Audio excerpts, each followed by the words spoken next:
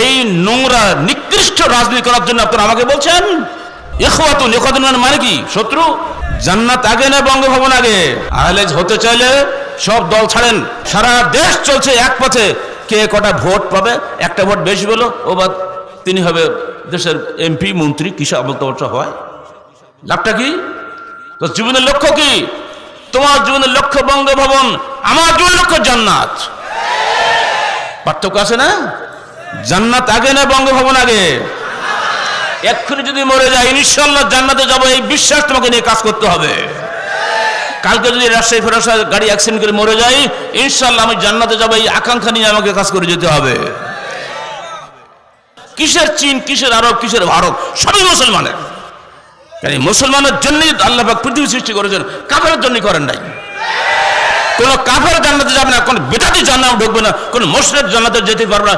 জান্নাতে গেলে শুধুমাত্র হাদিসপন্থী খাঁটি মুত্তাকি পরহেজগার লোকের জান্নাতে যাবে। এত সস্তা। যারা অন্য দল করেন, আহলে হাদিসের ভোট নিয়ে যারা দলবাজি করেন, তারাই এইভাবে এগুলো করেছে। সারা বাংলাদেশ বহু প্রমাণ আছে আমাদের কাছে। জি না, আহলে হাদিস হতে চাইলে সব দল ছাড়েন।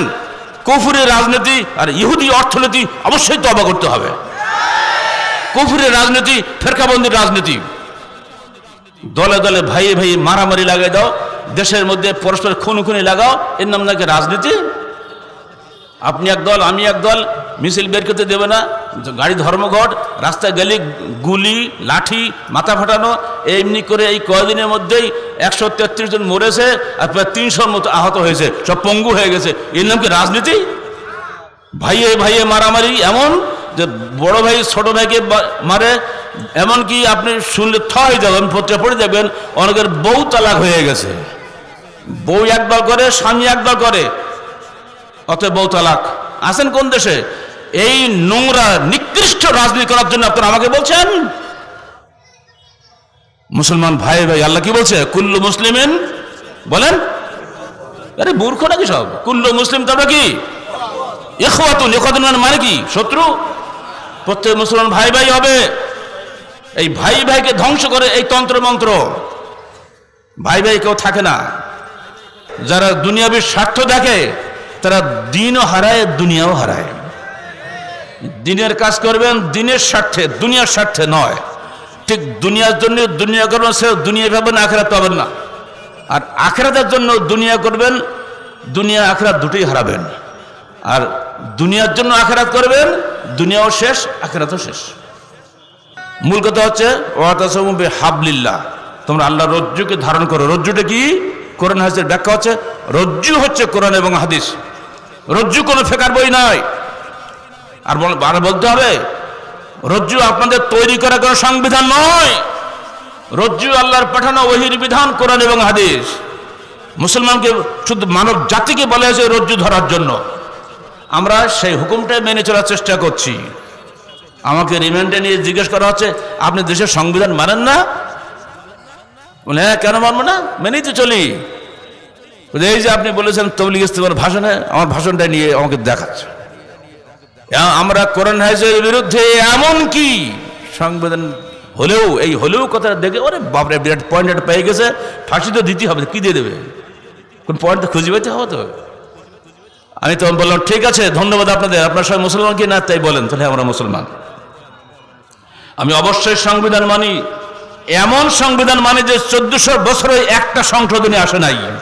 আর আপনার সংশোধনী মাত্র এই কয়দিনের মধ্যে 14 বার সংশোধন হয়ে গেছে। তাহলে কোনটা মানবো তাই আপনারা বলে দেন, সেটা করবো। তো আর কি বলবে? আর উত্তর দিতে পারে? পক্ষপাতিত্ব করো না। তোমার বাপ হোক, সন্তান হোক, যাই হোক, কোনো বিচারে পক্ষপাতিত্ব করো না। এই আয়াতটার বসানোর জন্য আমরাই প্রথম দাবি করি 2016 সালে। আর তারিখের সম্পাদক পড়ে দেখবেন, সেখানে বলেছিলাম যে আমেরিকার হার্ভার্ড ইউনিভার্সিটির ল ফ্যাকাল্টির লাইব্রেরির সামনে এই আয়াতটা তারা স্টিলের পাত দিয়ে লিখে রেখেছে, তাদের ইংরেজি ভাষা অনুবাদ করে। বাংলার জমিনে 18 কোটি মুসলমানের হাইকোর্টের সামনে গ্রিক দেবী থেমিসের মূর্তি কেন থাকবে? ন্যায় বিচারের প্রতীক গ্রিক দেবী থেমিস, সেটা মূর্তি বানিয়ে রেখেছে হাইকোর্টের সামনে। আগে যিনি প্রধান বিচারপতি ছিলেন হিন্দু SK সিনহা, তার আমলে এই কাজটা করে গেছে সে। অথচ সেই হাইকোর্টে আইনজীবী জামাতও আছে, বিএনপি আছে, আওয়ামী লীগ আছে, কত লিখতে ঠিক আছে বাংলাদেশে, কেউ কোনো প্রতিবাদ করে নাই, ঠিক এইসব আইনজীবীরা। কিন্তু আলহামদুলিল্লাহ ইনি ক্ষমতা যাওয়ার সাথে সাথে এই বড় কাজ করেছেন। আল্লাহ পাক তাকে দীর্ঘজীবী করুন। এই নগদ কিছু লোভের জন্য পাগল হবেন না। 5 বছর পর পর ক্ষমতা যেতে হবে, এ ওকে খতম করার জন্য চেষ্টা করবে, ওকে খতম করার জন্য চেষ্টা করবে, এই করে করে ভোগে। গাদন খেলা ছোটবেলায় খেলতাম না, গাদন খেলা বোঝেন তো এগুলো নাকি? যার হারাতে পারে গাদন খেলা করে এরা সব রাজনীতির নাম করে। মুসলমান ভাই ভাইকে ভেঙে দেওয়া ঠাই বানিয়ে দিয়েছে। ঠিক এই রাজনীতি, এটা কোশ্চিনকালে মুসলিম মানে জাতির ঐক্যের রাজনীতি নয়। পৃথিবীর সর্বত্র এগুলি চলছে, আমাদেরকে আপনি তাই করতে বলছেন? কোশ্চিনকালেও না। আহলে হাদিস আন্দোলন যে অবশ্যই একটি সার্বিক সর্বমুখী আন্দোলন, তা প্রমাণ আজকের এই জনসভা। যদি আজকে এখানকার এমপি সাহেব নিজেও যদি এসে সম্মেলন করেন, আমার মনে হয় এর শিকিলকে জমা করতে পারবেন না।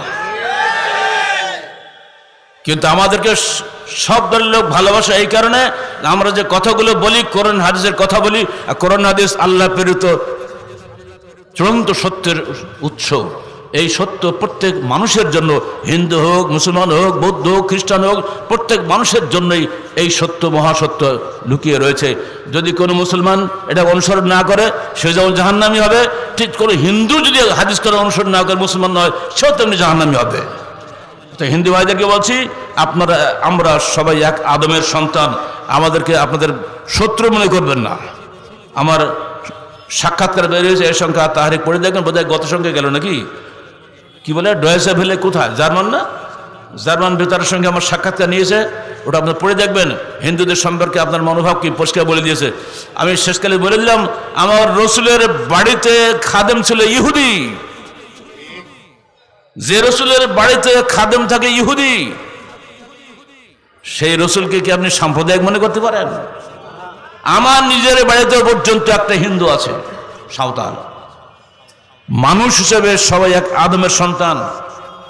আমি সেরকম দাওয়াত দেওয়ার মালিক, যদি সে দাওয়াত কবুল করে ইনশাল্লাহ সেও জান্নাতি হবে, আমি আর সে সমান। কোরআনে মিথ্যা কথা নাই, লা রাইবা ফিহি, কোরআনে কোনো মিথ্যা নাই, পরিষ্কার বলে দিচ্ছে পৃথিবীর সর্বপ্রথম ইবাদত গৃহ হচ্ছে মক্কা। আর তুমি বলছো ওখানে মক্কা শরীফ, গায়ে জোরে বললে হবে? প্রমাণ কোথায়? এমনি করে করে দিন দিন মুসলমানদের বিরুদ্ধে সর্বত্র যেভাবে উত্তেজনা সৃষ্টি করা হচ্ছে, আমাদের সরকারও কোনো কথা বলে না, আলেমরাও কোনো কথা বলে না, আর দলেরা তো দলগুলো থাকে খালি ভোটের তালে, এবার বলবে কখন?